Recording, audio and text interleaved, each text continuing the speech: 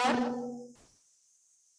Dan saya juga mau menyapa Bapak Ibu Dekan, dosen dan rekan-rekan mahasiswa yang sudah bergabung secara virtual melalui Zoom dari Universitas Katolik Atma Jaya, Universitas Angkutan Jawa, Universitas Indonesia, Universitas Kristen Indonesia, Universitas Katolik Parahyangi, Universitas Hasanuddin, Universitas Brawijaya, Universitas Pajajaran, Universitas Sumatera Utara, dan Universitas Negeri 11 Maret.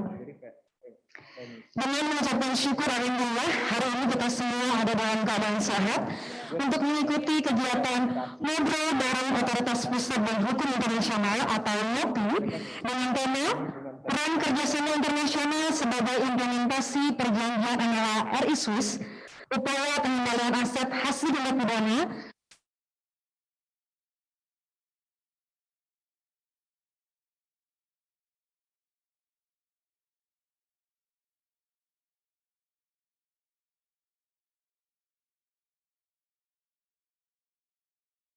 ML dan ekstradisi berdasarkan Undang-Undang Nomor 1 Tahun 2006 tentang bantuan timbal balik dalam masalah pidana dan Undang-Undang Nomor 1 Tahun 1979 tentang ekstradisi.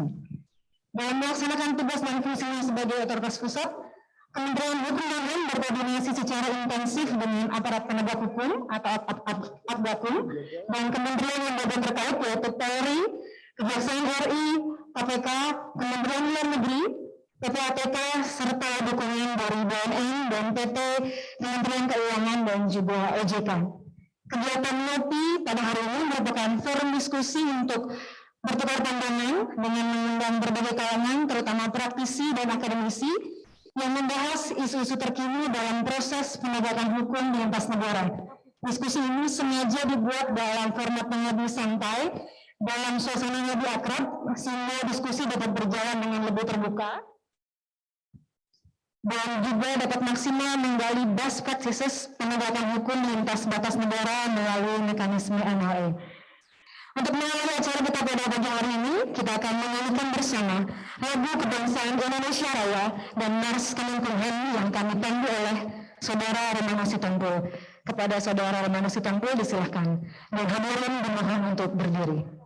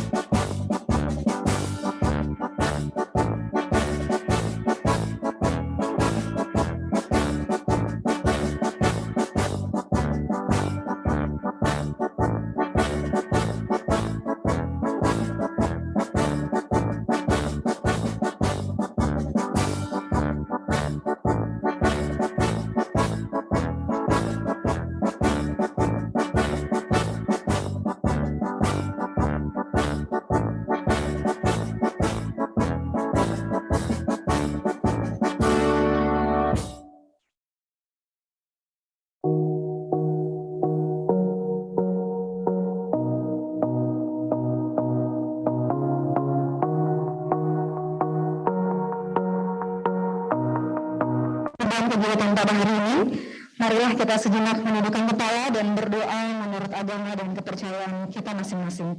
Pada kesempatan ini, doa akan dipimpin oleh Saudara Doli Aulia. Kepada Saudara Doli Aulia, silakan.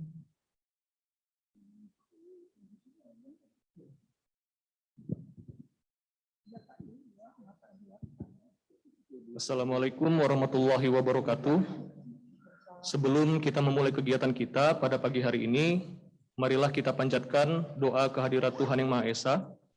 Izinkan saya untuk membacakan doa menurut agama Islam, dan kepada Bapak Ibu yang memeluk agama maupun kepercayaan lain, dimohon untuk dapat menyesuaikan. A'udzubillahi minasyaitonirrajim. Bismillahirrahmanirrahim. Alhamdulillahi Rabbil Alamin. Assalatu wassalamu ala asrafil anbiya'i wal mursalin wa ala alihi wa sahbihi ajmain. Allahumma salli ala Sayyidina Muhammad wa ala ali Sayyidina Muhammad. Ya Allah, ya Rahman, Tuhan yang Maha Pengasih. Pada hari ini ya Allah, Kamis 25 November 2021, atas izin dan rahmat-Mu, kami menyelenggarakan kegiatan ngobrol bareng OPAI dengan tema Peran Kerjasama Internasional sebagai Implementasi Perjanjian MLA RI Swiss, Upaya Pengembalian Aset Hasil Tindak Pidana. Dengan kasih sayang-Mu ya Allah, perkenankanlah kami untuk dapat melaksanakan acara ini dengan baik dan berjalan lancar tanpa suatu kendala yang berarti. Ya Allah, ya Wahid, Tuhan yang Maha Tunggal, yang Maha Satu. Kami mohon kepadamu ya Allah, satukanlah hati dan pikiran kami, perkataan dan perbuatan kami, serta iman dan ilmu kami. Perkenankanlah kami untuk senantiasa berupaya menjaga persatuan dan kesatuan kami. Janganlah Engkau biarkan ada perpecahan di antara kami. Kami ingin kuat dalam persatuan itu agar dapat bermanfaat bagi agama, negara, dan bangsa yang kami cintai ini, terkhusus dalam rangka mengemban dan menjalankan tugas dan tanggung jawab kami. Ya Allah, ya Nafi, Tuhan yang Maha memberi manfaat. Berikanlah manfaat atas terselenggaranya kegiatan ini ya Allah. Tidak seperti Engkau yang Maha mengetahui. Kami sebagai makhluk yang fakir akan ilmu pengetahuan, membutuhkan ilmu untuk dapat memahami kehidupan yang telah Kau anugerahkan, serta untuk dapat memahami peran dan tanggung jawab kami sebagai manusia. Melalui kegiatan ini, kami mohon, bukakanlah pintu hati dan pikiran kami untuk memperoleh ilmu yang bermanfaat bagi diri serta lingkungan kami. Ya Allah, ya Mujib, Tuhan yang Maha mengabulkan. Perkenankanlah doa dan permohonan kami. Rabbana atina fid dunya hasanah wa fil akhirati hasanah wa qina adzabannar. Subhana rabbika rabbil izzati amma yasifun wa salamun alal mursalin walhamdulillahi rabbil alamin. Assalamualaikum warahmatullahi wabarakatuh. Untuk ketertiban kegiatan diskusi hari ini, saya terlebih dahulu akan membacakan tata tertib yang berlaku selama diskusi ini berlangsung, khususnya bagi Bapak dan Ibu, rekan-rekan yang hadir secara virtual. Yang pertama, rename nama akun Bapak Ibu dengan format nama universitas atau nama kampus underscore nama Bapak Ibu dan rekan-rekan sekalian. Yang kedua, peserta dimohon untuk tidak mengaktifkan fitur mikrofon selama diskusi berlangsung. Dan yang ketiga, pada sesi tanya jawab akan diberikan kesempatan kepada peserta untuk bertanya kepada narasumber dengan mengaktifkan fitur raise hand di Zoom Bapak Ibu masing-masing, dan nanti akan dipilih secara acak oleh moderator atau admin. Peserta yang terpilih dapat berbicara mengajukan pertanyaan secara langsung kepada narasumber, dan mikrofon diaktifkan ketika dipersilahkan oleh moderator. Dan untuk memeriahkan acara kita pada pagi hari ini, kami persembahkan tarian Nadia Nusantara yang menggambarkan Indonesia dengan keberagaman dan keindahan budayanya. Selamat menyaksikan. Penghargaannya diundur.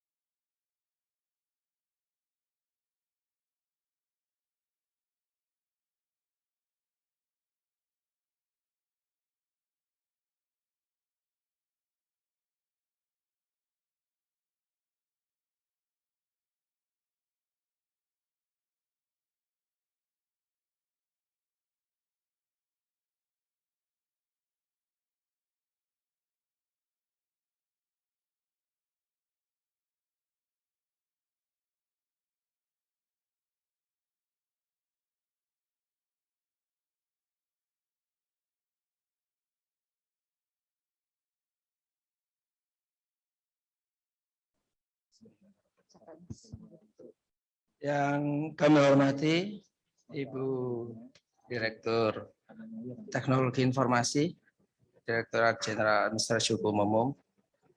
Yang kami hormati Bapak Kepala Divisi Pelayanan Hukum dan HAM, Kanwil Kemkumham Banten.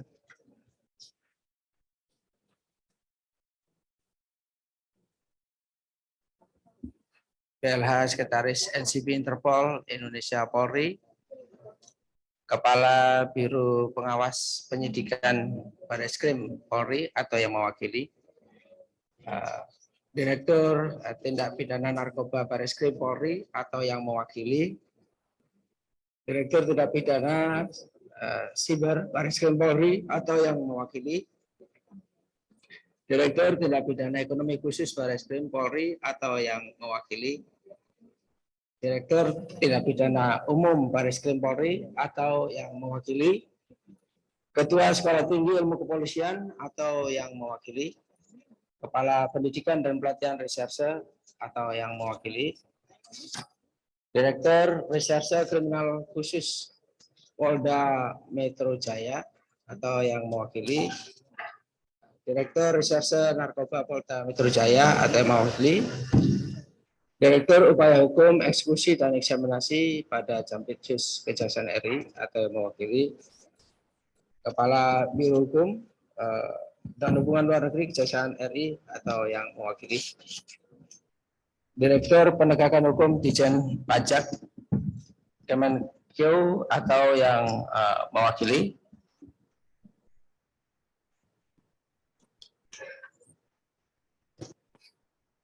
wakil dari PLT Kepala Divisi Pelayanan Hukum dan HAM Kanwil Kemenkumham DKI Jakarta, Bapak-bapak, Ibu para narasumber, Dekan Fakultas Hukum Universitas Empu Tadolar, para peserta baik yang hadir langsung secara fisik maupun yang hadir secara virtual. Selamat datang di acara diskusi ngobrol bareng OPAI. OPAI ini adalah ngopi ini adalah ngobrol bareng bersama Direktorat Otoritas Pusat Hukum Internasional dengan tema pada pertemuan ini yang merupakan pertemuan yang ketiga, peran kerjasama internasional sebagai implementasi perjanjian MLA RI Swiss, upaya pengembalian aset hasil tindak pidana tahun 2021 di Jakarta. Pada kesempatan ini kami mau menyampaikan laporan pelaksanaan kegiatan pada hari ini. Kegiatan ini dilaksanakan berdasarkan beberapa dasar hukum, antara lain Undang-Undang Nomor 24 Tahun 2000 tentang Perjanjian Internasional, Undang-Undang Nomor 1 Tahun 2006 tentang bantuan timbal balik dalam masalah pidana, Surat Pengesahan Daftar Isian Pelaksanaan Anggaran tahun 2021 tanggal 23 November. Kegiatan kita hari ini nanti akan menyajikan selain narasumber tadi, akan disampaikan keynote speech dari Pak Direktur Jenderal Administrasi Hukum Umum yang nanti akan berhubung sama kita. Pada saat ini beliau sedang ada acara di Bareskrim Polri mengenai koordinasi dengan penyidik pegawai negeri sipil di sana. Bapak Ibu sekalian, sebagaimana diketahui perjanjian MLA RI Swiss sudah berlaku sejak tanggal 14 September tahun 2021 dalam rangka menindaklanjuti pemberlakuan perjanjian tersebut. Nah, di sini penting bagi aparat penegak hukum untuk mulai memanfaatkan berlakunya perjanjian itu, mulai dari menelusuri, melacak ya, menyita, merampas aset yang diduga merupakan hasil tindak pidana yang ditetapkan di Swiss. Perlu informasi-informasi dan data-data mulai kita kumpulkan, kemudian juga upaya-upaya yang kita bisa lakukan untuk memanfaatkan berlakunya perjanjian dengan memastikan bahwa perjanjian itu nanti betul-betul optimal memberikan manfaat kepada kita semuanya.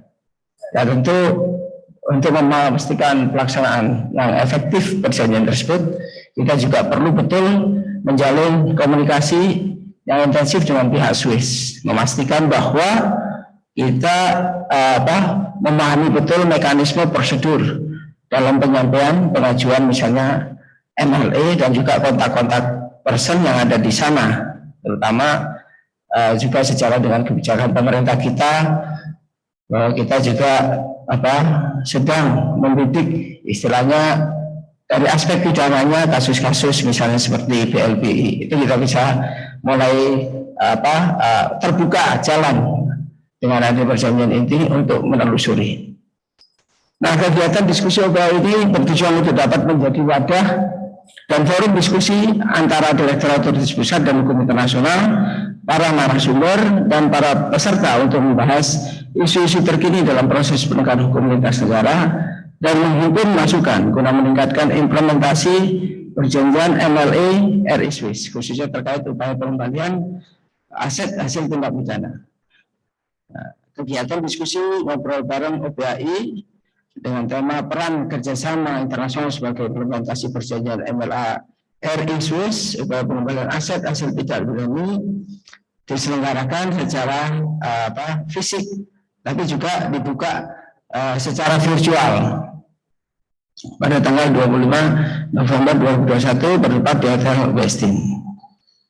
Adapun peserta kegiatan ini terdiri dari berbagai pihak dengan rincian 19 orang perwakilan dari Kepolisian Negara Republik Indonesia, 3 orang perwakilan dari Jaksa Agung Muda Bidang Tindak Pidana Khusus di Jaksa Republik Indonesia, 2 orang perwakilan dari Pusat Pelaporan dan Analisis Transaksi Keuangan yang hadir secara fisik, dan 1 orang perwakilan dari Kanwil Kemenkumham Banten dan juga dari Kanwil DKI. Perwakilan akademisi dan mahasiswa dari Universitas Indonesia, Universitas Pajajaran, Universitas 11 Maret, Universitas Brawijaya, Universitas Sumatera Utara, Universitas Hasanuddin, Unika Atmajaya, Universitas Kristen Indonesia, Universitas Muqtatullah, dan Universitas Katolik Parahyangan yang hadir secara virtual. Narasumber dan materi pada diskusi kita kali ini adalah pertama Ibu Irene Putri dan Bapak Aryawan Agus Tiartono. Selamat datang Ibu Irene, Pak Aryawan. Beliau adalah sebagai jaksa penuntut umum dengan sejumlah kasus pada sejumlah kasus tindak pidana korupsi dan tindak pidana pencucian uang yang telah menggunakan mekanisme MLA. Mungkin kita ingin mendengarkan bersama-sama pengalaman beliau yang dan juga tantangan-tantangan dalam upaya-upaya tracing aset dan pengembalian aset ini. Beliau menggunakan mekanisme MLA untuk melakukan penelusuran, penyitaan, dan perampasan aset di luar negeri. Di antaranya kasus yang melibatkan Indospec dan PT Garuda Indonesia. Narasumber berikutnya adalah AKBP Selvi Salamun, yang merupakan penyidik Polri pada kasus tindak pidana korupsi dan tindak pidana pencucian uang dalam kerangka kerjasama dengan Amerika Serikat. Selamat datang Pak Selvi Salamun. Kemudian Bapak Patrick Irawan, selamat datang Pak Patrick Irawan. Beliau koordinator kerjasama luar negeri pada PT ATK yang merupakan instansi pendukung Abgakum dalam proses hukum dan pelaksanaan kerjasama. Terima kasih Pak. Juga Bapak Teguh Widodo dari Direktorat Penegakan Hukum, Direktorat Jenderal Pajak sebagai anggota tim perunding perjanjian MLA RI Swiss. Selamat datang Pak Teguh. Demikian Bapak-Bapak, Ibu-Ibu yang dapat kami laporkan mengenai pelaksanaan kegiatan diskusi ngobrol bareng OPAI atau ngopi yang dapat kami sampaikan atas perhatian dan dukungan Bapak Dirjen yang nanti akan bergabung sama kita, dan para pimpinan tinggi Pratama pada lingkungan Direktorat Jenderal Administrasi Hukum Umum. Kami ucapkan terima kasih. Wabillahi taufiq wal hidayah. Wassalamualaikum warahmatullahi wabarakatuh. Salam sejahtera untuk kita semua. Om Santi Santi Om. Terima kasih. Assalamualaikum. Terima kasih kami ucapkan kepada Bapak Tudiana selaku Direktur Otoritas Pusat dan Hukum Internasional atas sambutannya sebagai pengantar kegiatan ngopi pada hari ini. Sebelum melanjutkan ke acara utama kita hari ini, Direktorat OPHI telah menyiapkan sebuah tayangan video singkat yang sangat menarik yang memperlihatkan best practices penanganan permintaan MLA dan ekstradisi. Mari kita saksikan bersama video berikut ini.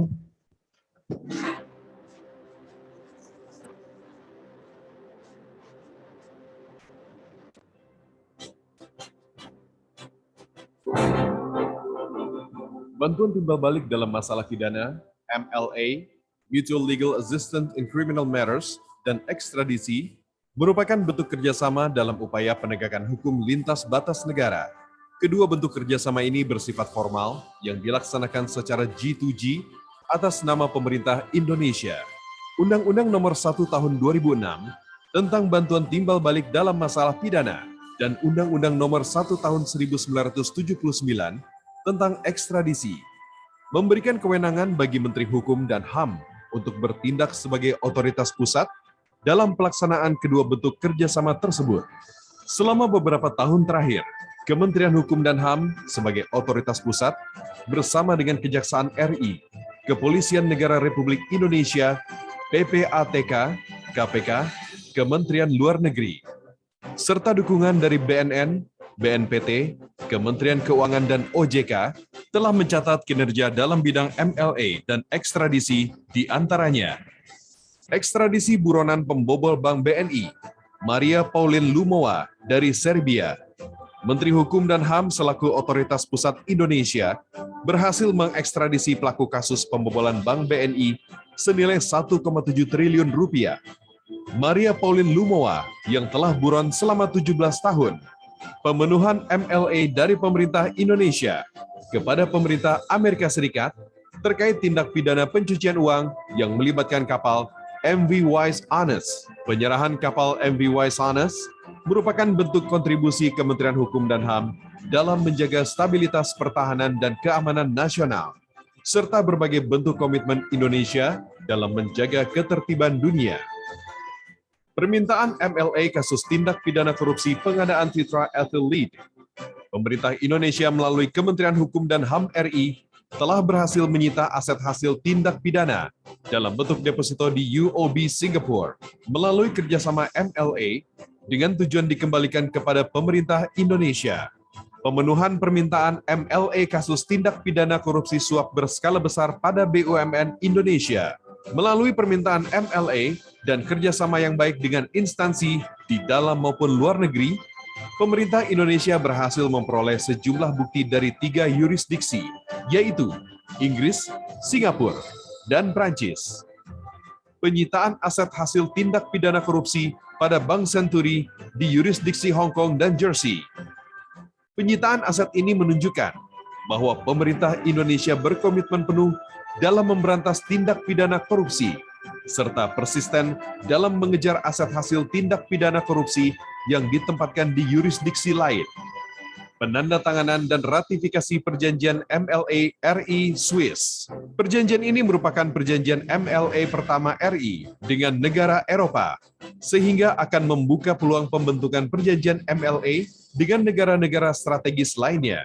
Dengan berlakunya perjanjian ini pasca ratifikasi melalui Undang-Undang Nomor 5 Tahun 2020, aset hasil tindak pidana yang disembunyikan ditempatkan di yurisdiksi Swiss akan lebih mudah ditelusuri, disita, dan dirampas. Penandatanganan dan ratifikasi perjanjian MLA RI Rusia. Perjanjian MLA Indonesia dengan negara-negara strategis seperti Rusia akan mendukung upaya Indonesia menjadi anggota Financial Action Task Force atau FATF, pemberantasan tindak pidana pencucian uang atau TPPU, tindak pidana pendanaan terorisme atau TPPT, dan ancaman terkait lainnya terhadap integritas sistem keuangan internasional. Dengan mekanisme MLA dan ekstradisi, Indonesia melangkah lebih maju dalam penegakan hukum karena pelaku tindak pidana dan aset yang dilarikan ke negara lain tidak dapat lepas dari proses hukum.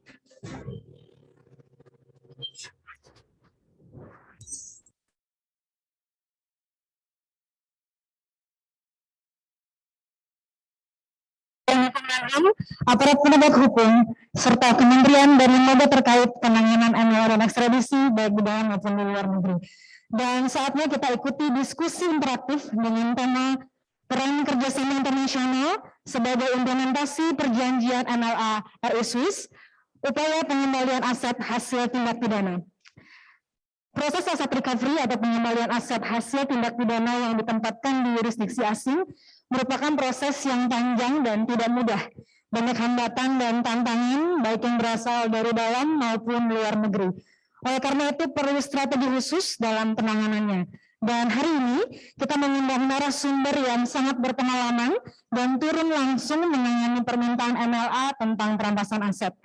Yang pertama, Ibu Iren Putri dan Bapak Aryawan Agustiarto sebagai jaksa penuntut umum pada sejumlah kasus tindak pidana korupsi dan tindak pidana pencucian uang yang telah menggunakan mekanisme MLA untuk melakukan upaya penelusuran, penyitaan, dan perampasan aset di luar negeri, diantaranya kasus yang melibatkan Inaspek Ltd dan PT Garuda Indonesia Persero Tbk.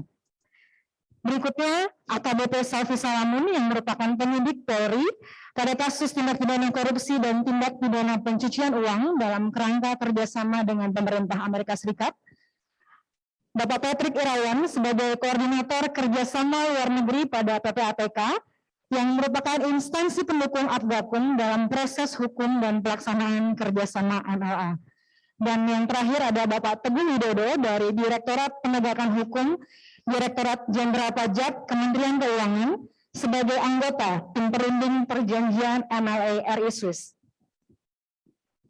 Dan bertindak selaku moderator pada hari ini, yang pertama Kasubdit MLA Ibu Andi Eva Nurliani, dan yang kedua Kepala Seksi Penanganan MLA Bapak Efren Gilbert, dan yang ketiga Kasih Perjanjian MLA Ibu Dora Hanura. Kepada moderator dan para narasumber, kami silakan.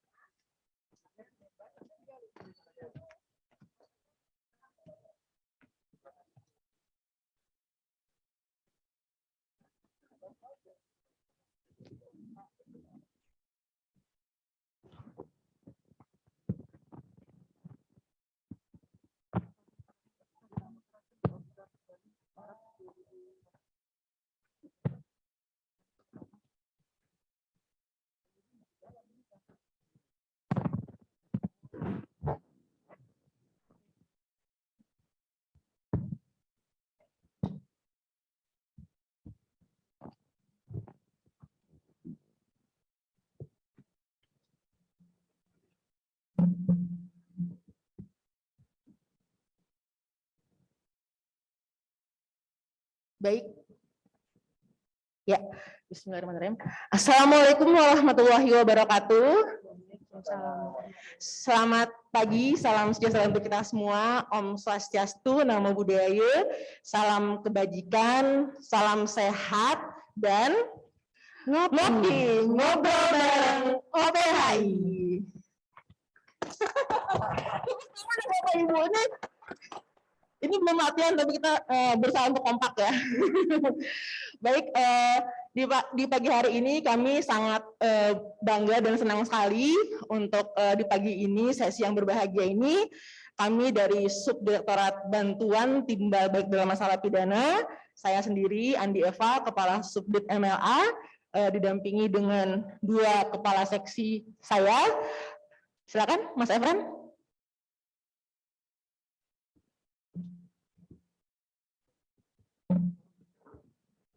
Ya, perkenalkan nama saya Efren Gilbert. Saat ini saya dipercaya sebagai Kepala Seksi Penanganan Bantuan Timbal Balik dalam Masalah Pidana. Perkenalkan, saya Dora Hanura. Saat ini saya dipercaya menjadi Kepala Seksi Perjanjian Bantuan Timbal Balik dalam Masalah Pidana. Ya, baik Bapak Ibu, izin Bapak Dir, Bapak Ibu sekalian, di sini kami pada pagi hari ini akan berdiskusi atau ngobrol mengenai peran kerjasama internasional sebagai implementasi perjanjian MLA Swiss, upaya pengembalian aset hasil tindak pidana.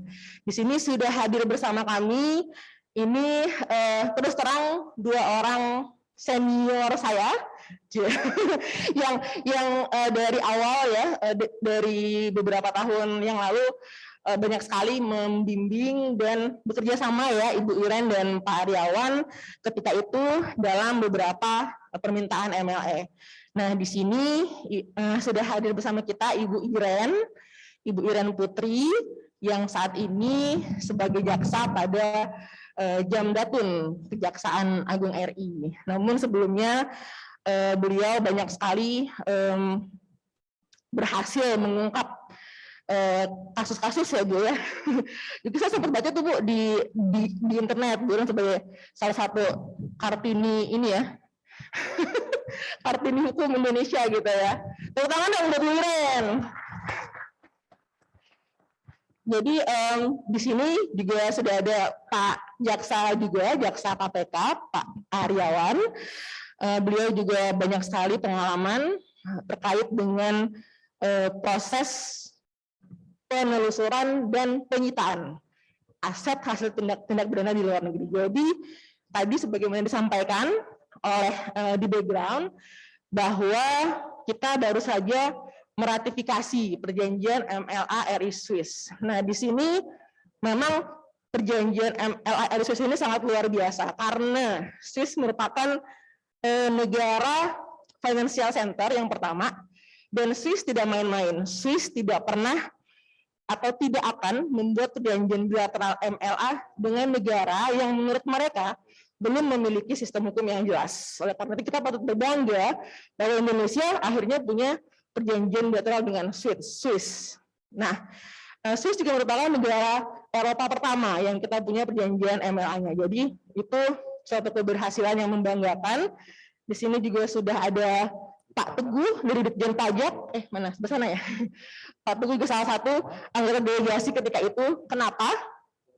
Karena pada awalnya pemerintah Swiss itu mengecualikan tindak perpajakan di dalam perjanjian MLA. Ini yang kita perjuangkan, ini yang delegasi RI perjuangkan untuk dapat dimasukkan sebagai salah satu jenis tindak pidana yang dapat dikerjasamakan melalui MLA. Akhirnya berhasil dan kita sangat bangga ya Pak Teguh ya, akhirnya berhasil ada itu. Nah, hal yang lain yang mengemuka dari perjanjian MLA RI Swiss ini adalah retroaktif. Jadi perjanjian ini dapat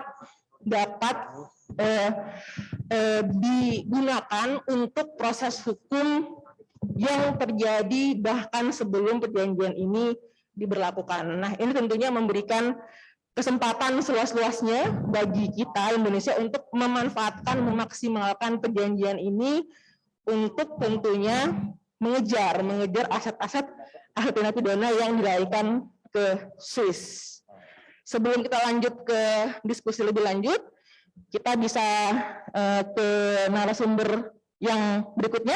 Mas Efren, silakan. Oke, pada kesempatan kali ini juga telah hadir di tengah-tengah kita. Yang pertama ada Pak Patrick Irawan. Beliau saat ini menjabat sebagai koordinator kerjasama luar negeri PPATK, Pusat Pelaporan dan Analisis Transaksi Keuangan pada Direktorat Kerjasama dan Humas Luar Negeri.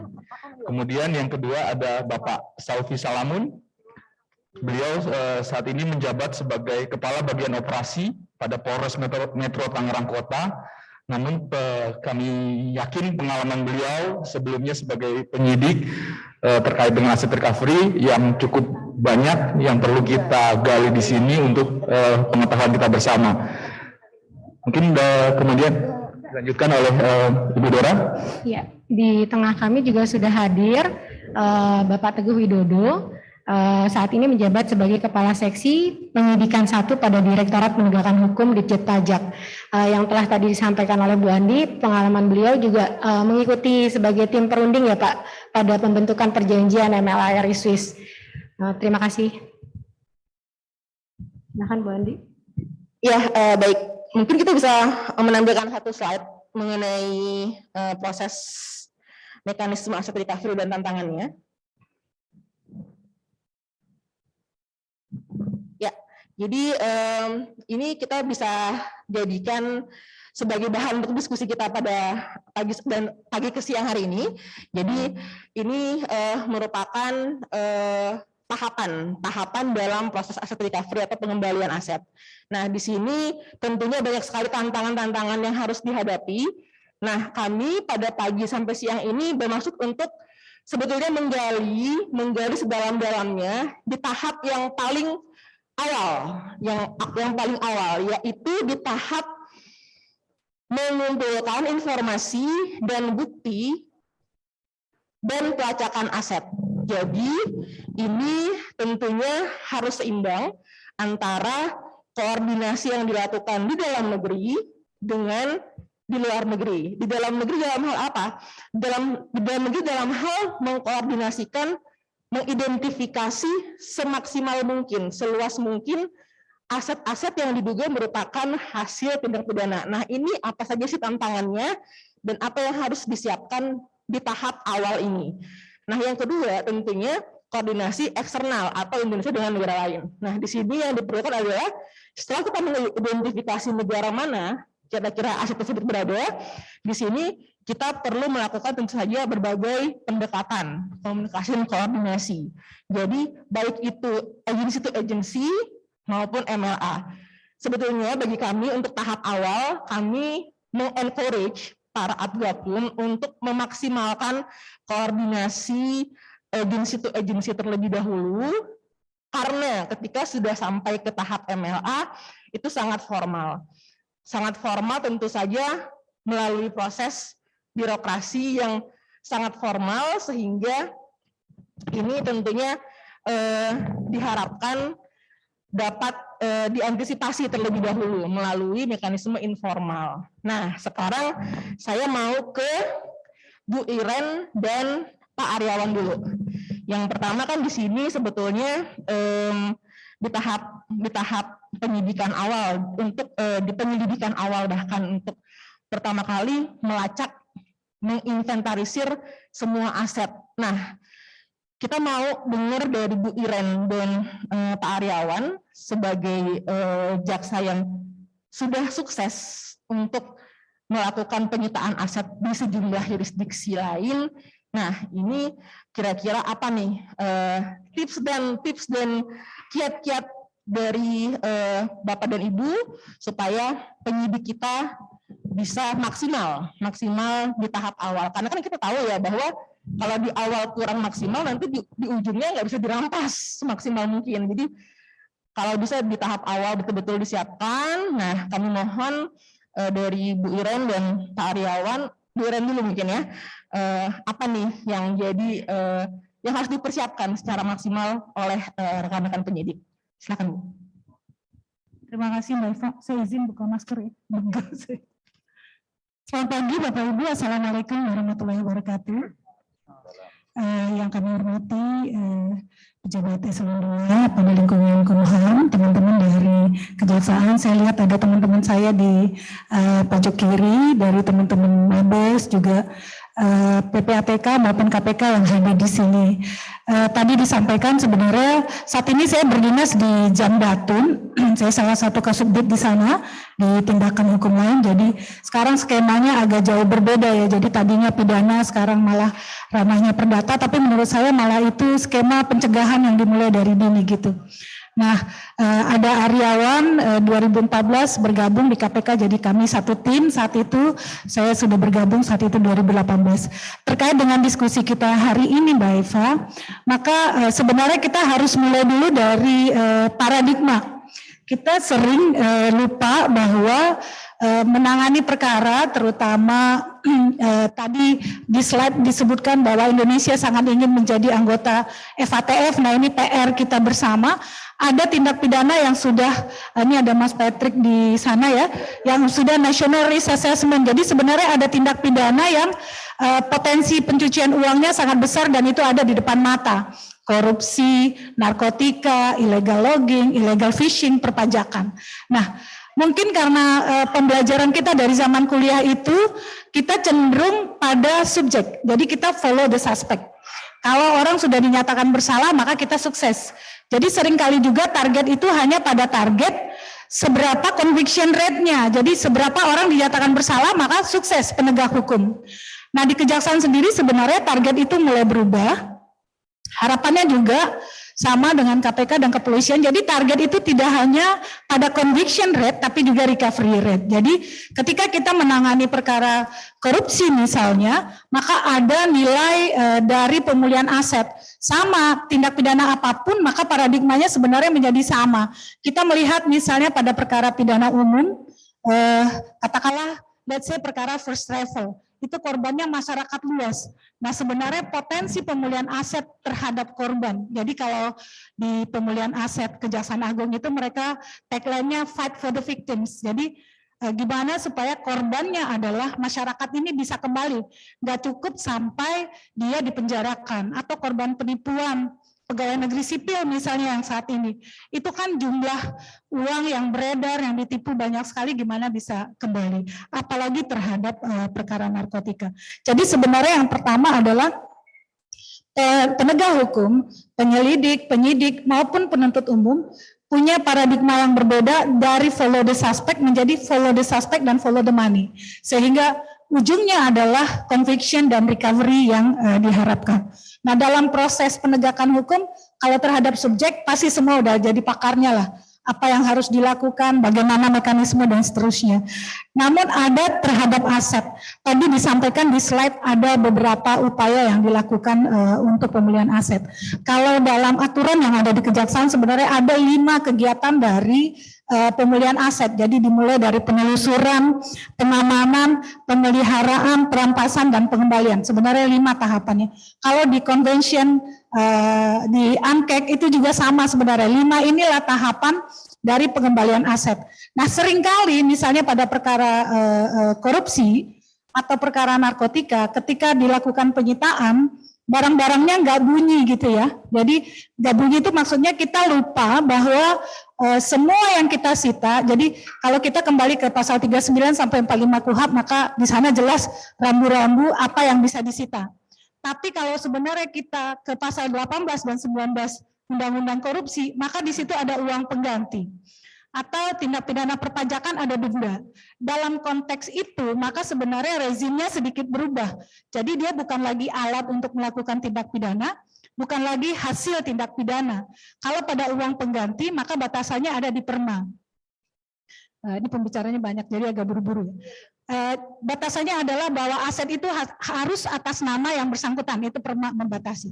Nah, ketika proses itu bisa dilakukan, intip-intipnya dari penyelidikan, nih teman-teman di Pitsus, di PIDUM udah bisa koordinasi dengan PPATK, SOC-nya di setiap institusi penegak hukum sudah ada, di Kejaksaan itu ada, di Pitsus ada, SOC di Intel ada, di PPA ada, bisa koordinasi dengan PPATK.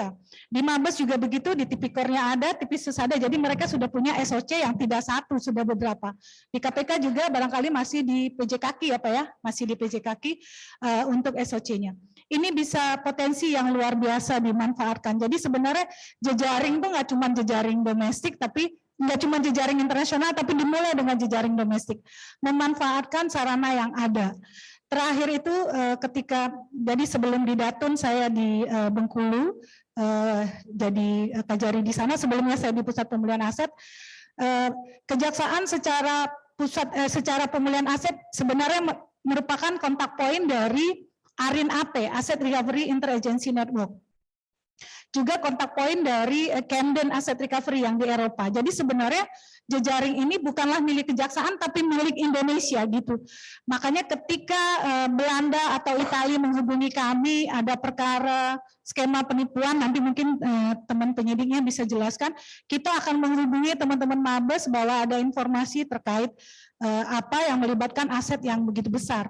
Sama di awal-awal perkara Jiwasraya, maka kita juga berusaha dengan Pitsus bekerja sama agar ada potensi pemulihan aset internasionalnya, dan alhamdulillah ketika itu Pak Jaksa Agung sangat mendukung, Pak Jampitsusnya juga mendukung, kemudian bikin tim pemulihan aset internasionalnya yang terpisah dari penyidikannya agar kerjanya menjadi fokus. Jadi salah satu upayanya juga adalah sejak tahap awal sudah mulai dilakukan upaya penelusuran, kemudian dilakukan tadi dengan upaya penyidikannya, kemudian dilakukan dengan pengamanan. Penyitaan sebenarnya adalah salah satu bentuk dari pengamanan aset gitu ya. Kalau kita minta di luar, maka bentuknya adalah kita meminta freezing. Skema ini dengan Undang-Undang TPPU juga bisa dilakukan. Jadi kemudian yang harus diperhatikan juga oleh teman-teman penegak hukum, nexus tadi, kaitan aset dengan tindak pidananya apa. Terus kemudian aset yang executable, seringkali teman-teman penyidik misalnya nggak ada salah juga ya ketika kita menyita rumah misalnya atau kendaraan, tapi ternyata masih ada pihak ketiga, masih ada hutang bank atau masih ada cicilan leasing. Nggak ada yang salah dengan tetap melakukan penyitaan, tapi haruslah terinfo kepada penuntut umum bahwa ini ada hak pihak ketiga. Jadi ketika dia dilakukan penuntutan, maka dia bisa menjadi executable kalau ini diperhitungkan gitu. Jadi seringkali kemudian menjadi bermasalah karena tidak terinfo.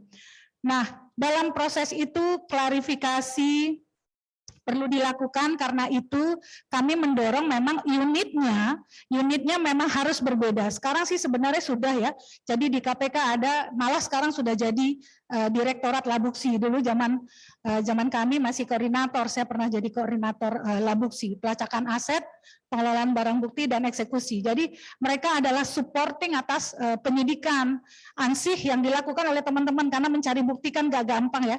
Jadi di kepolisian sebenarnya sudah ada tahti, di mana supaya tahti sebenarnya merupakan badan dari pelacakan. Di kejaksaan sudah ada di level Kejari, KSIBB, tinggal dioptimalkan, termasuk juga pusat pemulihan aset pada level itu. Jadi memang perlu subunit sehingga dia menjadi tersupport kebutuhan analisa. Karena kalau misalnya asetnya, jadi kalau bahasa anak-anak kita Pak, negara kita kan negara berflower ya, masih negara berkembang. Biasanya aset nggak jauh-jauh tuh, aset nggak jauh-jauh bentuknya, tanah, bangunan, kendaraan gitu, yang nyata-nyata lah. Yang kompleks kepemilikan aset pada perkara IKTP ya, kami berdua ikut timnya, itu sudah lebih kompleks. Deposito tabungan sebenarnya masih bentuk yang sederhana, tapi kalau udah saham pada perkara Jiwasraya artinya sudah jauh lebih kompleks. Nah ini perlu upaya analisis, jadi bantuan dari analisisnya.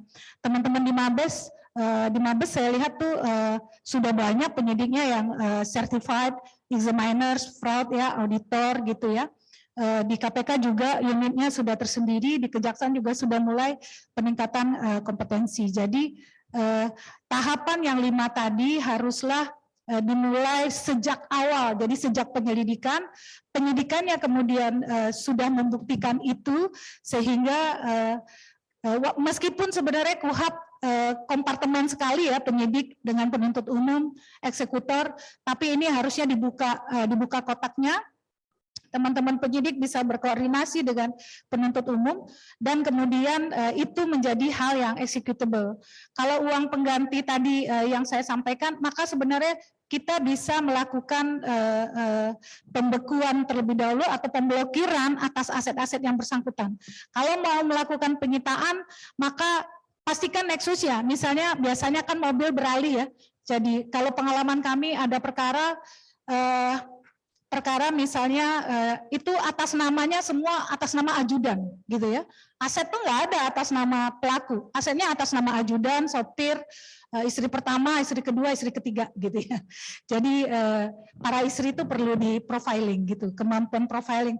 Kemudian ada juga perkara yang lain, karena transaksi yang wajib dilaporkan adalah 500 juta, maka mereka menyiasati dengan transaksi 10 juta per hari, tapi oleh cleaning service. Jadi butuh orang-orang yang kemudian committed juga untuk melakukan upaya analisa. Jadi misalnya ketika LHA PPATK diterima oleh teman-teman penyidik dimanapun ya, maka itu perlu analisa gitu ya, perlu analisa untuk seterusnya. Kemudian manfaatkan jejaring, Mbak Eva, jejaring dalam negeri dan jejaring luar negeri. Tadi Mbak Eva bilang MLA kita bisa sukses, tapi nggak serta-merta kita MLA terus orang respon, nggak bisa Bapak Ibu. Kita harus mulai dengan proses bahwa kita kenal mereka gitu ya. Saya contohkan ketika kami menangani perkara IKTP itu nggak ujuk-ujuk teman-teman di FBI mau bantu, tapi karena dia sudah tahu bahwa jauh sebelumnya pada perkara Inospek maupun Alstom kita sudah bekerja sama, kemudian mereka malah ikutan mati-matian juga untuk membantu, mulai dari menelusuri, melacak, bahkan sebenarnya PR KPK sampai hari ini Pak mungkin masih mengembalikan aset yang ada di Amerika yang nilainya fantastis itu, yang mereka juga sudah bersedia dengan skema non-conviction base gitu ya. Jadi sebenarnya ada banyak ruang yang bisa kita gunakan sehingga kerjasamanya berhasil. MLA salah satunya, hanya kadangkala kita memang butuh proses formal sehingga prosesnya adalah MLA. Ada kalanya juga perkara bisa sukses tanpa perlu sarana formal, tapi agent to agent. Karena itu Interpol itu sangat berperan dalam konteks itu. Link dari PPATK, FIU-nya juga sangat berperan. Di Kejaksaan juga link pemulihan aset. Bahkan di KPK juga ada link antar anti-corruption body. Jadi saya kira itu mungkin Mbak Eva, cerita singkatnya, nanti mungkin kita bisa diskusi lebih lanjut terkait dengan bagaimana caranya agar sebuah perkara sukses tidak hanya terbukti dia bersalah, tapi juga lengkap dengan pemulihan asetnya.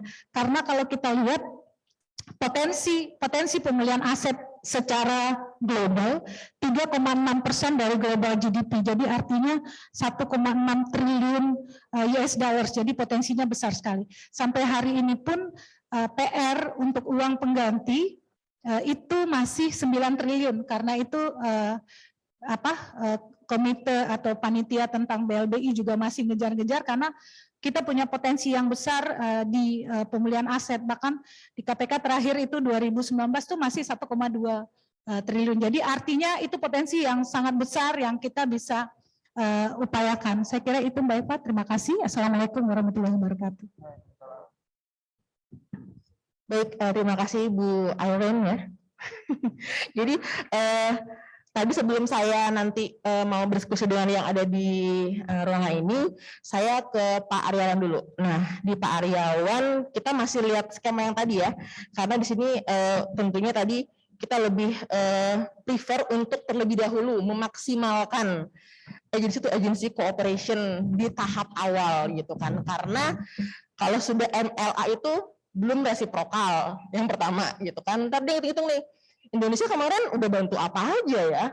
Kayaknya belum bisa dikasih nih sekarang, soalnya kemarin nggak bantu gitu kan. Nah, banyak pertimbangan-pertimbangan yang ketika MLA diajukan sudah mengatasnamakan pemerintah Republik Indonesia. Nah, makanya kita berharap tentunya dimaksimalkan di tahap awal dan di kerjasamanya di agency to agency. Nah, sekarang kita mau dengar nih dari Pak Aryawan mengenai pengalaman KPK dalam memaksimalkan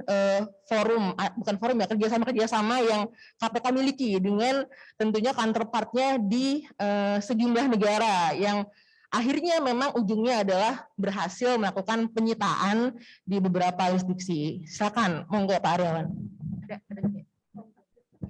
Assalamualaikum warahmatullahi wabarakatuh. Yang saya hormati para pejabat Eselon 2, terus juga peserta diskusi hari ini. Hari ini saya cuma mau sharing, dan di sebelah saya ini adalah guru saya, dan terima kasih saya dulu diberi kesempatan untuk belajar. Beliaunya tidak pelit ilmu, ilmu diberikan semua. Jadi alhamdulillah saya bisa meneruskan dulu cita-citanya, meneruskan mimpi-mimpinya. Alhamdulillah, Wiren. Jadi saya ingin menambahkan saja, tadi Wiren sudah di awal sudah komplit menjelaskan bagaimana tentang kerjasama internasional. Tetapi yang paling terpenting adalah kita membangun kepercayaan. Itu adalah pintu masuk dulu. Gagal kita membangun kepercayaan, maka kita akan gagal seluruhnya. Itu yang paling penting. Dan bagaimana kita membangun kepercayaan, maka counterpart kita akan mengakses kita, melihat portofolio kita. Bagaimana reputasi dalam menangani perkara, itu paling penting. Begitu kita lolos di kepercayaan, kita akan bisa masuk kemana-mana. Nah, di KPK kita selalu untuk bisa mengembangkan agent-to-agent cooperation, itu bagi kita adalah cara yang paling tercepat untuk bisa mendapatkan keseluruhan bukti. Izin saya menceritakan tentang kasus EKTP. Kita hanya mungkin punya waktu 2 bulan ya Bu Iren untuk bisa membawa bukti semua dari Amerika ke Jakarta. Di satu sisi penyidikan jalan dan tidak punya waktu banyak, kita harus segera menuntut. Itu kita membutuhkan bagaimana cara untuk bisa membawa bukti dari Amerika dengan tercepat dan admissible di pengadilan. Itu tantangan besar. Akhirnya kita bisa bekerja sama dengan FBI agent to agent. Kenapa? Karena dibangun dari kepercayaan. Kita bisa mengakses laboratorium, melihat seluruh bukti, membutuhkan apa yang kita butuhkan, dan mereka memberikan. Dan yang paling penting adalah jaminan admissibility-nya. Karena pasti akan di-challenge oleh pengacaranya. Ini dapatnya dari mana? Cara perolehannya dari mana? Itu yang harus kita lakukan lah. Terus di samping agent to agent, kita juga memaksimalkan jalur-jalur intelijen yang kita punya. Misalkan ini menarik di kasus EKTP. Jejak uang pertama kali diperoleh itu adalah jejak uang yang kita peroleh dari rekan-rekan PPATK. Kita menggunakan jalur minta bantuan PPATK dengan jalur Edmond Group untuk bisa melihat uang di negara-negara offshore. Susah bagi kita penegak hukum langsung meng-approach penegak hukum dari negara offshore. Maka pintu masuknya adalah tipsnya kita melalui PPATK, karena PPATK memiliki jalur Edmond Group yang bisa mengakses misalkan dengan Mauritius, dengan Singapura, ataupun dengan Hong Kong, ataupun beberapa negara yang dekat di Indonesia ini yang mempunyai fasilitas offshore. PPATK punya. Nah, kita juga bisa berkoordinasi langsung misalkan dengan menarik kasus Garuda.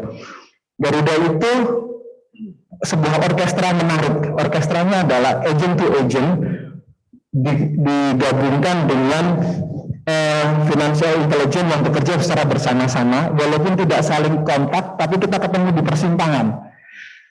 Kita bekerja sama dengan CVIB, mendiskusikan kasusnya, aliran dananya. Di satu sisi PPATK bekerja sama dengan STRO Singapura, itu membedah jejak uang terkait pembelian aset di Indonesia dan di Singapura. Ternyata pembedahan dua tempat ini kita ketemu bahwa uangnya dari satu sumber, adalah dari pabrikan yang pesawatnya dipakai oleh Garuda. Itu sebuah orkestra menarik yang kita tidak saling kontak, tiba-tiba kita ketemu di persimpangan, ketemu. Itu orkestranya menarik. Begitu juga kasus EKTP. Orkestranya PPATK membantu kita bisa berkontak dengan STRO. Dengan diketekan pintu oleh PPATK, KPK bisa melihat aliran dana di Singapura. Atas bantuan siapa? Atas bantuan dari PPATK dan STRO. Kalau KPK sendiri masuk ke STRO, tidak akan pernah bisa, karena intelijen to intelijen. Kalau intelijen dengan penegak hukum pasti tidak akan mau. Maka kita pakai bodinya PPATK untuk melihat. Nah, begitu juga dengan kerjasama yang lain. Jadi, tadi katakan bukan jejaringnya kita maksimalkan. Nah, dengan kita sudah agent to agent bisa, kita tinggal minta mau bagaimana. Singapura pasti akan mensyaratkan MLA. Nah, pada saat MLA itulah kita mulai formal. Tetapi pembangunan kepercayaan, membangun kasus itu sudah dilakukan agent to agent. Proses MLA adalah proses formal untuk bisa membawa misalkan bukti, aset dan sebagainya kembali ke Indonesia. Prinsipnya tadi, selesaikan dulu proses internal agent to agentnya. Begitu itu selesai, baru kita masuk ke dalam tahapan yang lebih formal. Bagaimana tentang aset? Di kasus Garuda Indonesia misalkan, kita mempunyai aset yang ada di Singapura. Nah, kita selalu mendorong, kita dulu sepakat dengan Bu Ren, kalau kita punya kasus di luar negeri, dorong counterpart kita buka penyidikan. Kenapa? Kita akan bisa menggunakan armnya mereka, lengannya mereka untuk melakukan upaya paksa, menggeledah, mita, dan bukti. Dan dengan posisi saling punya penyidikan, sama-sama akan punya bukti, sama-sama kita punya chance untuk exchange dari evidence. Nah, kita dorong Singapura untuk buka kasus Garuda di Singapura. Akhirnya kita minta tolong dong aset ini di freezing dulu. Setelah di freezing, ini aset Indonesia, tapi ada di Singapura. Lah pada saat penuntutan, kami tim JPU pada saat itu melihatnya kita ada peluang untuk meminta pengadilan Indonesia merampas aset yang ada di Singapura. Akhirnya jembatannya kita menggunakan angket. Kita menggunakan angket, kita masukkan dalam surat tuntutan bahwa ini menarik, aset ada di Singapura, yang minta otoritas Singapura, tapi kita menggunakan pengadilan Indonesia untuk merampas yang ada di Singapura. Kita menggunakan jembatan angket untuk itu, dan akhirnya diterima oleh hakim sampai Mahkamah Agung, diperiksa sampai Mahkamah Agung, itu diterima pendapat kita ada perintah untuk merampas aset yang di Singapura. Berdasarkan putusan pengadilan ini, nanti kita minta tolong Bu Eva sama Pak Tudiono untuk MLA pengambilan aset di Singapura. Proses ini lebih mudah nantinya, karena apa? Proses pengujian Nexus sudah selesai di Indonesia. Proses pengujian tentang materi pidananya sudah ada di putusan pengadilan kita. Jadi pada saat nanti MLA-nya, itu adalah proses untuk repatriasinya.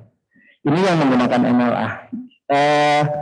Kita juga kemarin baru saja selesai proses penarikan bukti dari Amerika ke Indonesia. Dalam kasus EKTP, kita menggunakan model yang disebut dengan remisi. Saya juga baru tahu model itu. Jadi model yang menurut kami cukup unik, tapi juga mudah sebetulnya syaratnya. Syaratnya cuma ada dua. Satu, bahwa negara itu harus menyatakan diri sebagai korban. Yang kedua, kalau uangnya kembali bukan untuk belanja militer. Hanya dua syarat yang disampaikan oleh pemerintah Amerika, dan itu kita bisa penuhi. Mungkin dalam proses pulang kemarin terakhir serapat dengan Pak Budi juga dengan pihak luar negeri untuk bisa mengembalikan aset itu ke Indonesia. Jadi prinsipnya adalah kita harus berhasil membangun kepercayaan. Setelah itu aktifkan agent-to-agent cooperation.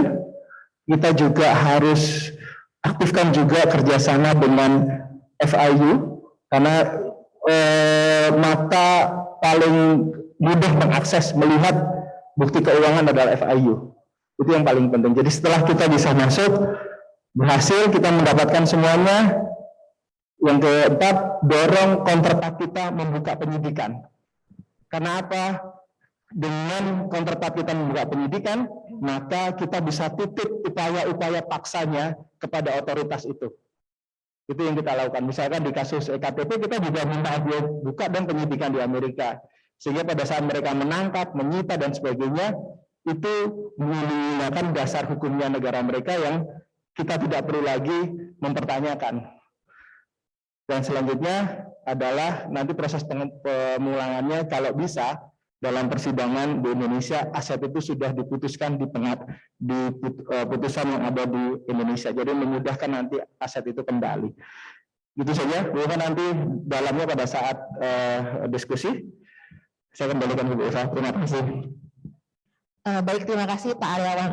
Jadi tadi berulang kali disinggung, yang penting adalah yang pertama koordinasi dan kerjasama dan trust kepercayaan. Jadi karena ini tentunya yang kita hadapi adalah negara lain ya. Jadi bagaimana kita memaksimalkan apa yang kita punya nih di dalam negeri di Indonesia. Jadi bagaimana dari KPK memaksimalkan koordinasinya dengan counterpartnya, bagaimana kejaksaan, kepolisian, PPATK, tentunya juga Kumham dengan counterpartnya di negara lain, sehingga tentunya nanti pasti yang kita tujukan adalah tujuan bersama ya, tujuan Indonesia gitu. Tapi di sini bagaimana kita semua memaksimalkan apa yang menjadi kewenangan kita masing-masing untuk kemudian mencapai tujuan dengan negara lain. Nah, tadi sudah disinggung beberapa kali mengenai FIU dan juga penyidikan ya.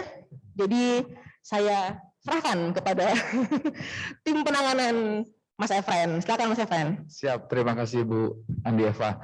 Ya, tadi memang sudah disampaikan secara komprehensif tadi dari Ibu Iren dan Pak Aryawan ya terkait pentingnya diupayakan terlebih dahulu mekanisme informal agency to agency sebelum kemudian ditindaklanjuti dengan mekanisme formal yang memang dalam pelaksanaannya berbeda-beda diadopsi oleh negara-negara mitra kita. Ada yang strict harus dari awal pun sudah mensyaratkan adanya harus dilakukan melalui mekanisme MLA, ada yang masih mengakomodir untuk dilakukannya kerjasama agency to agency sampai tahapan tertentu. Memang kita di sini juga melihat itu dan kita memang terus mendorong penegak hukum untuk memaksimalkan itu, memaksimalkan agency to agency cooperation dalam rangka memaksimalkan upaya khususnya dalam hal ini untuk penelusuran, penyitaan dan perampasan aset hasil tindak pidana. Nah, tapi di sini di sebelah saya sudah hadir narasumber kita penyidik dari Polri dan dari PPATK yang merupakan financial institution, intelligence financial institution di Indonesia. Nah, yang mau saya angkat di sini adalah terkait dengan proses penyidikan. Penyidikan itu kan sebagaimana kita ketahui harus bisa mengkonstruksikan dalam proses penyidikan itu mengkonstruksikan bagaimana tindak pidana itu dan kemudian merelasikan dengan aset-aset yang terkait. Apabila memang ada aset-aset yang terkait, baik itu proceeds of crime atau instrumentalities of crimes. Nah, yang mau saya gali di sini mungkin dari Pak Saufi, kemudian mungkin bisa ditanggapi oleh Pak Patrick. Selama ini bagaimana tantangan maupun koordinasinya antara penyidik dan PPATK sebagai financial intelligence institution dalam dalam mengkonstruksikan hal tersebut dan pidananya dan mengidentifikasi aset-aset apa saja yang terkait dari tindak pidana ini. Karena kan sebagaimana kita ketahui, kalau memang nantinya akan ditindaklanjuti dengan menyampaikan permintaan MLA ke negara mitra untuk penyitaan, memang sudah harus bisa membuktikan menyampaikan hal tersebut, sudah ada konstruksi pidananya maupun keterkaitan nexus tadi yang seperti Bu Iren sampaikan, nexus antara aset yang kita upayakan pengejarannya dengan tindak pidananya. Kita tidak bisa melakukan fishing expedition ke negara mitra menyampaikan permintaan MLA tanpa disertai dasar kenapa kita meyakini di negara tersebut ada aset terkait tindak pidana yang sedang kita upayakan pengejarannya. Nah, itu mungkin yang kita harapkan untuk bisa sharing knowledge dari Pak Saufi, yang kemudian nanti mungkin bisa ditanggapi oleh Pak Patrick. Silakan Pak Saufi. Assalamualaikum warahmatullahi wabarakatuh. Selamat siang Bapak-Bapak, Ibu-Ibu. Saya KBP Saufi dari Kepolisian Republik Indonesia. Jadi saya sangat senang sekali diundang dalam acara ini karena kebetulan bertemu dengan kolega-kolega saya lagi, baik kolega di Subdit Tindak Pidana Pencucian Uang maupun kalau dalam rangka pemerintah Indonesia menerima permintaan MLA ataupun kita yang mengirim permintaan MLA. Jadi saya dengan Mbak Eva, Mas Patrick, ini terakhir ketemu Maret 2019 ya Mas ya di Bali. Ibu yang pembawa acara juga bergabung dengan saya dalam beberapa kali permintaan MLA. Jadi memang ada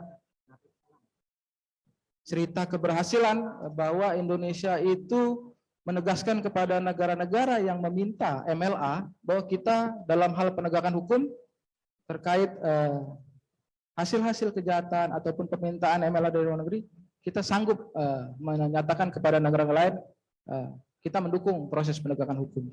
Ya.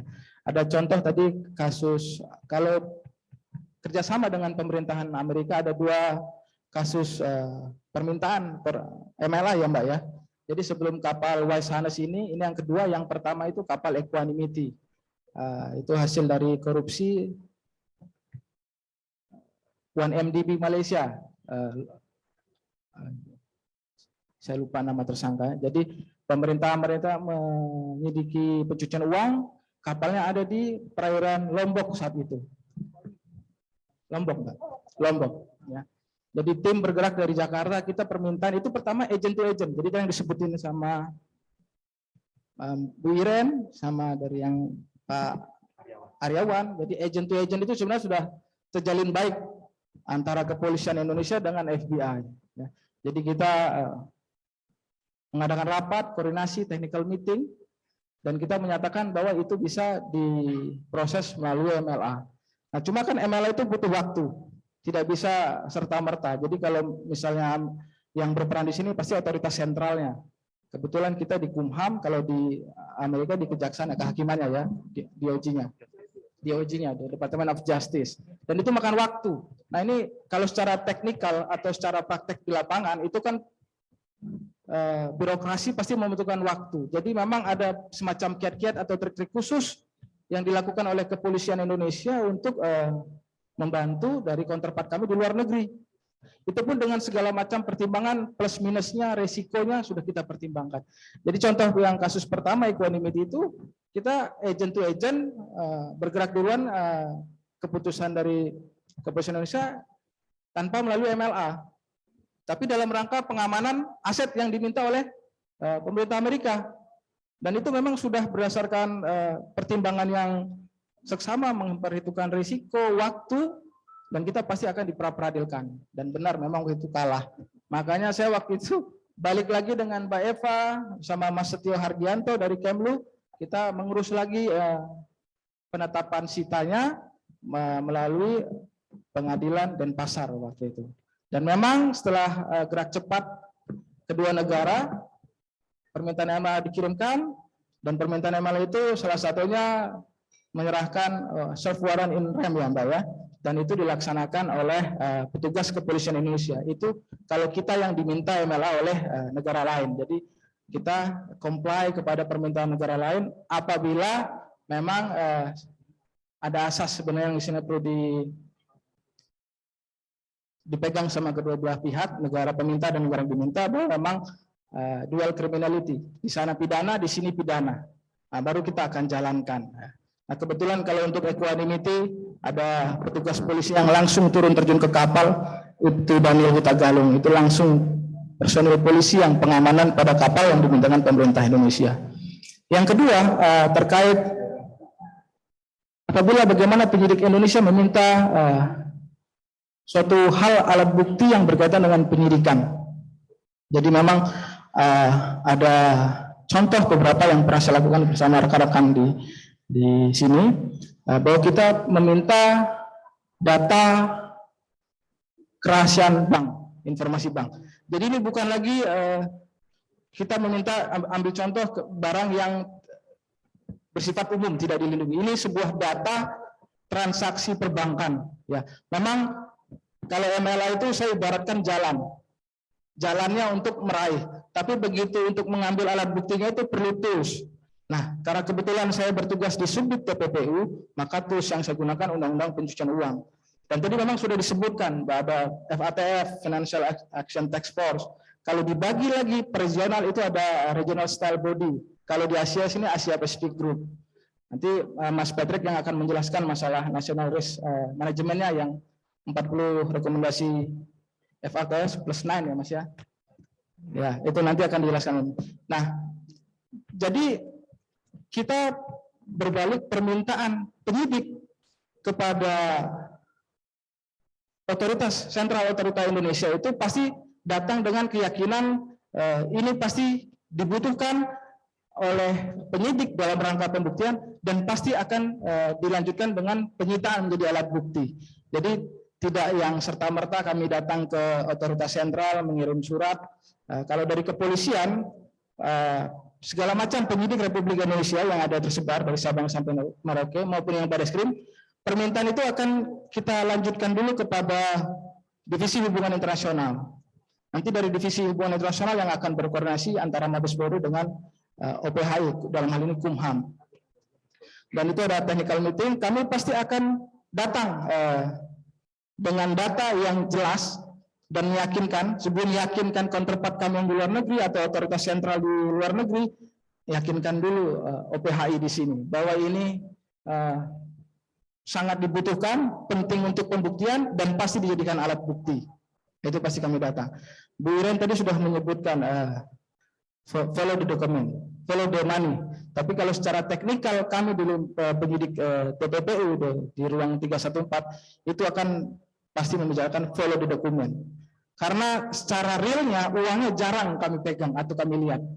Uangnya itu pasti akan dilihat begitu misalnya Divisi Humas Mabes Polri press release ataupun kalau di Kejaksaan Kapus Penkum. Biasanya baru diperlihatkan uang yang disita.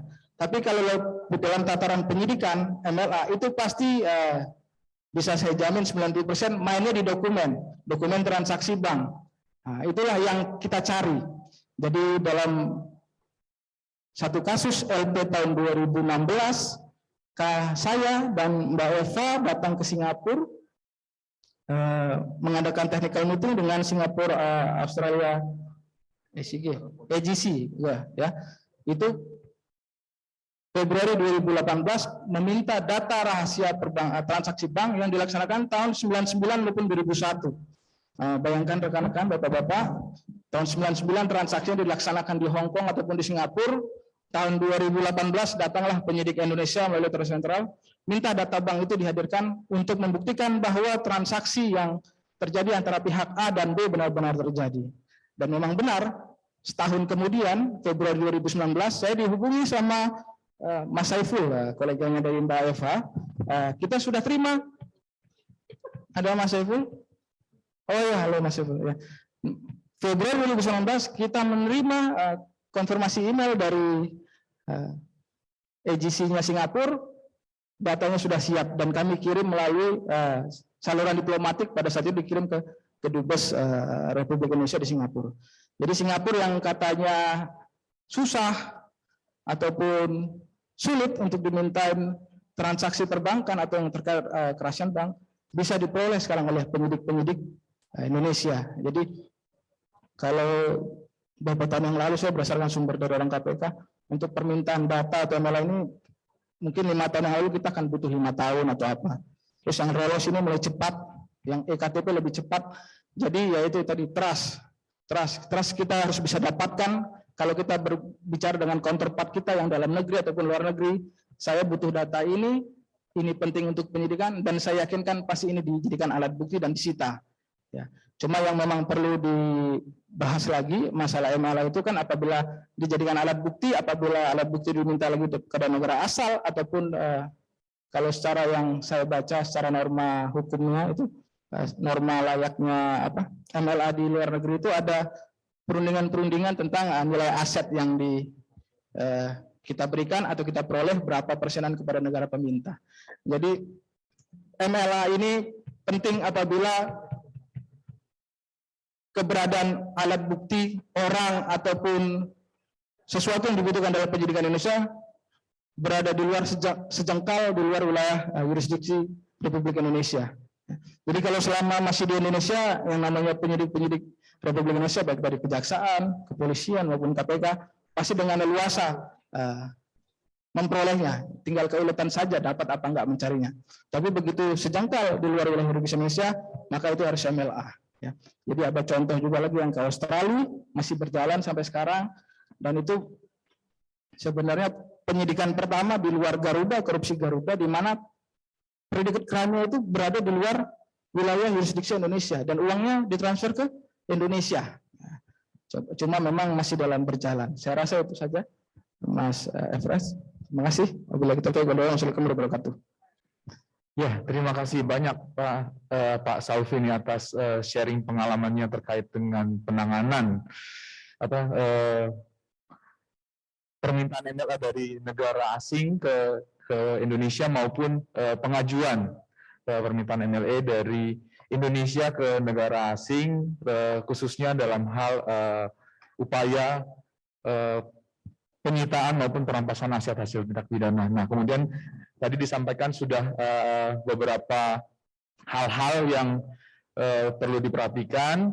Kemudian di sini sekarang sudah ada Pak Patrick dari PPATK yang mungkin kita bisa mintakan pengalamannya terkait dengan bagaimana PPATK dalam mendukung proses penyidikan yang dilakukan oleh penyidik baik Polri, KPK maupun Kejaksaan, khususnya terkait dengan upaya penelusuran, penyitaan maupun perampasan aset yang kalau memang nantinya bermuara pada permintaan MLE, baik itu penyitaan maupun perampasan. Mungkin untuk berdasarkan hal tersebut, untuk Pak Patrick kami persilakan. Ya, terima kasih untuk Bapak Efren. Terima kasih juga untuk Ibu Andi Evra, Ibu Dora, yang terutama juga kami hormati Bapak Tudiono dan juga para eselon 1 di Kementerian Hukum dan HAM. Selamat pagi dan salam sehat semua untuk kita, baik yang secara virtual maupun secara offsite ada di ruangan ini.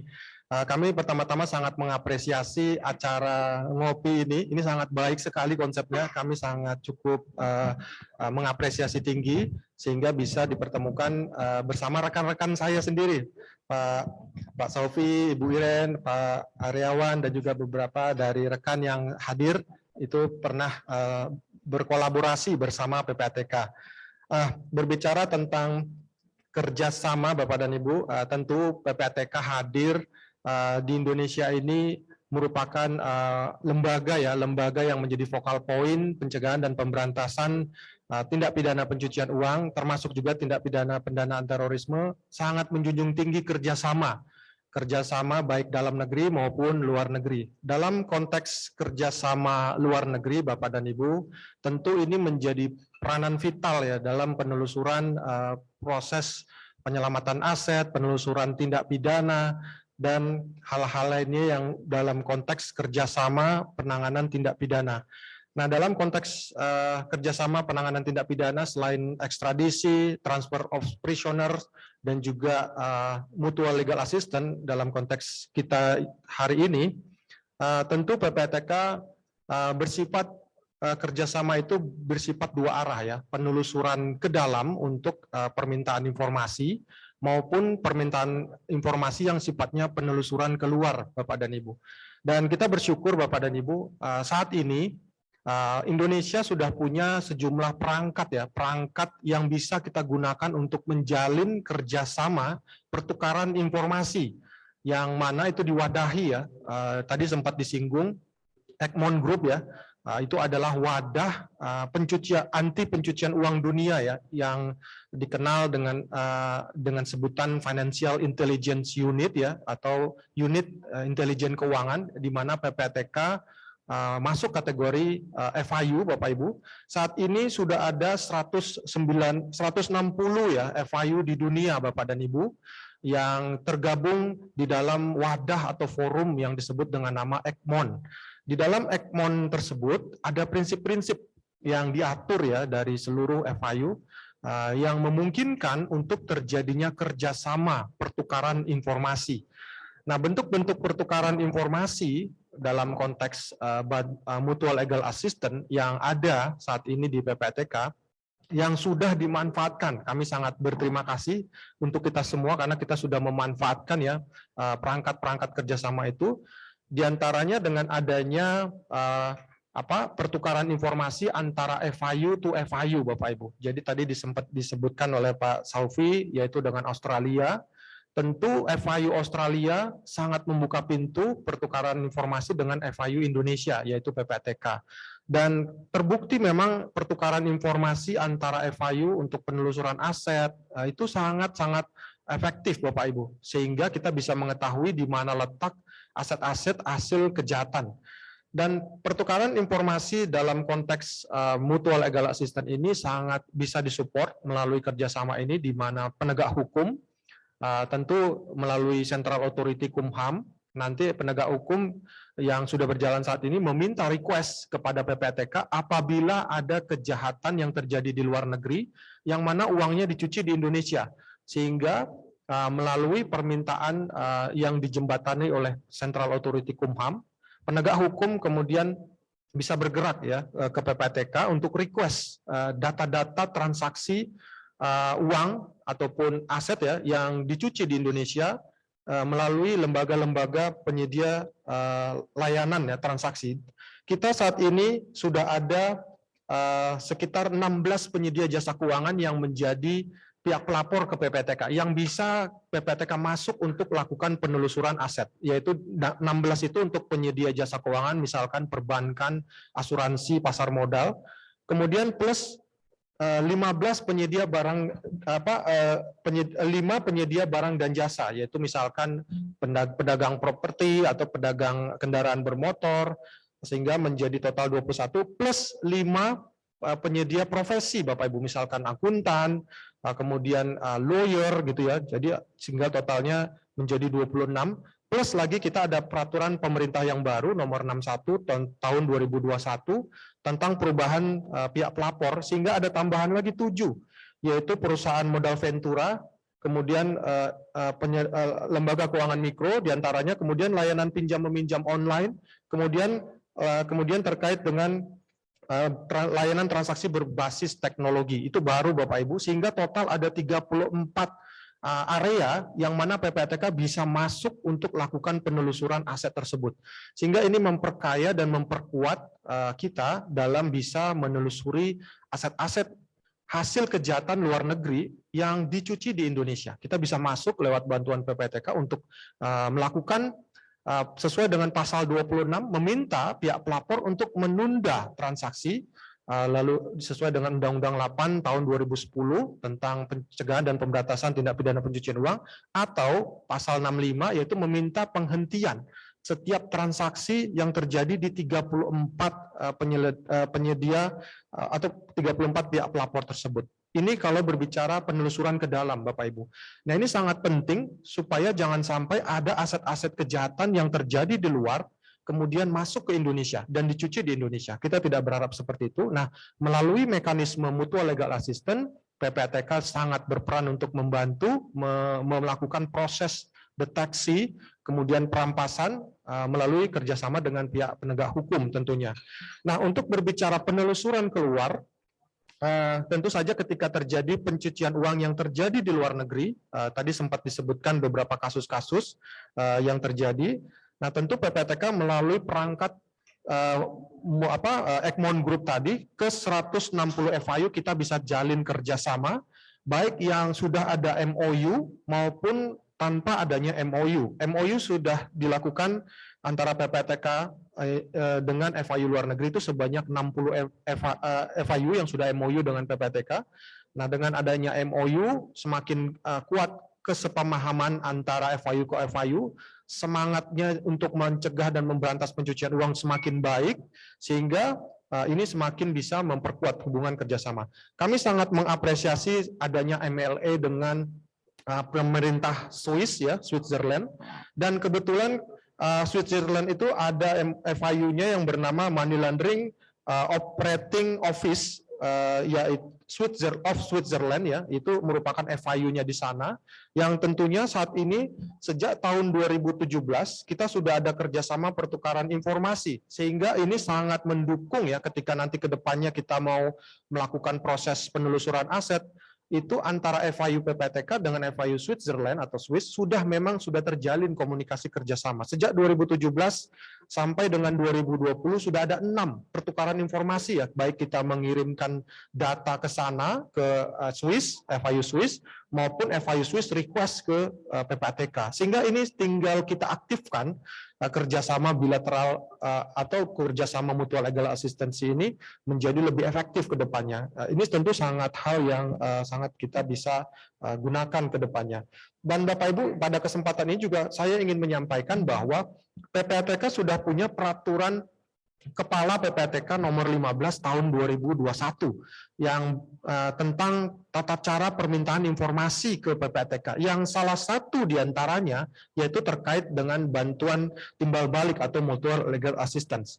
Di dalam peraturan tersebut ada beberapa ketentuan ataupun kriteria kira-kira apa saja yang bisa dimintakan ke PPATK, syarat-syaratnya, misalkan adanya duduk perkara kasus yang bisa dimintakan ke PPATK, ada format-formatnya Bapak dan Ibu. Misalkan diantaranya data pihak penghubung, data pengguna, dugaan tindak pidana asal, itu ada ketentuannya di pasal 60 di peraturan Perka 15 tahun 2021 tersebut. Sehingga sudah ada pedomannya Bapak dan Ibu selaku penyidik maupun lembaga ya yang ingin meminta data ke PPATK, sudah ada ketentuannya yang sangat detail, bisa kita gunakan untuk kebutuhan, salah satunya diantaranya bantuan hukum timbal balik tersebut.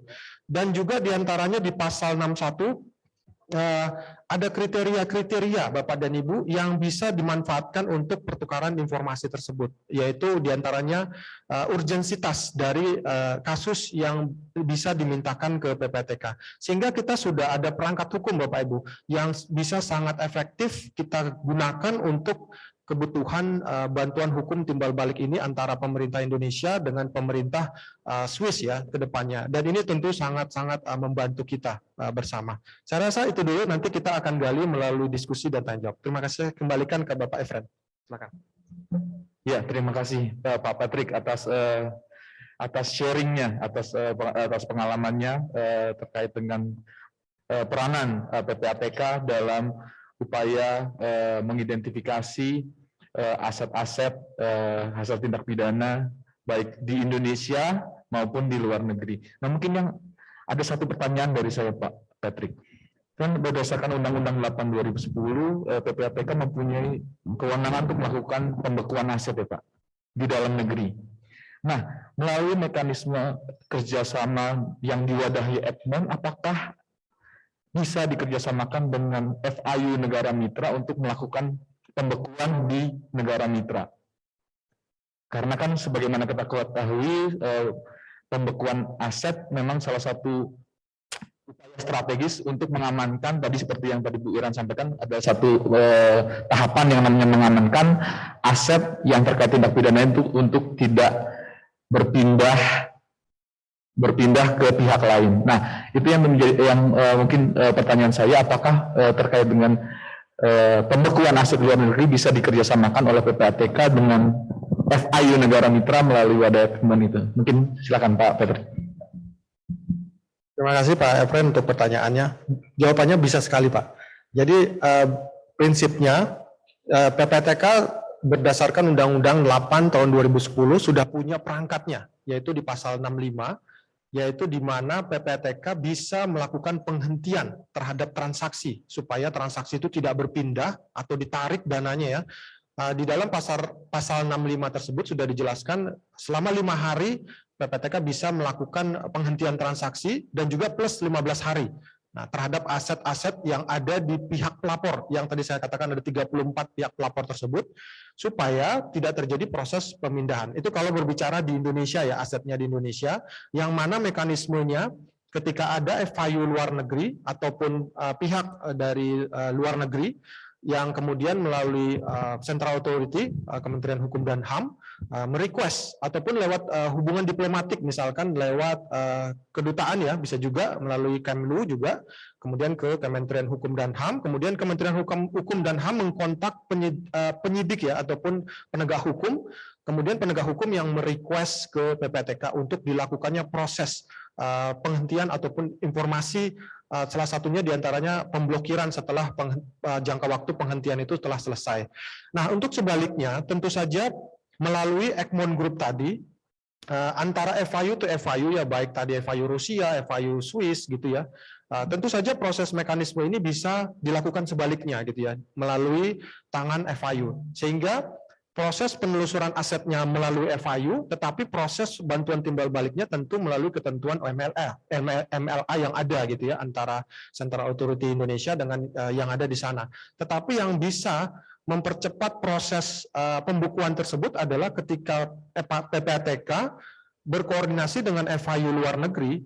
FIU luar negeri bisa langsung men-tracing aset-aset yang ada di negaranya gitu ya, lewat FIU negara tersebut.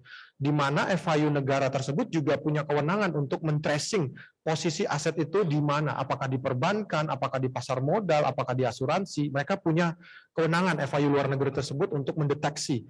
Nah, PPATK tentu nanti berdasarkan data dari FIU luar negeri tersebut akan mengontak penegak hukum yang ada di Indonesia.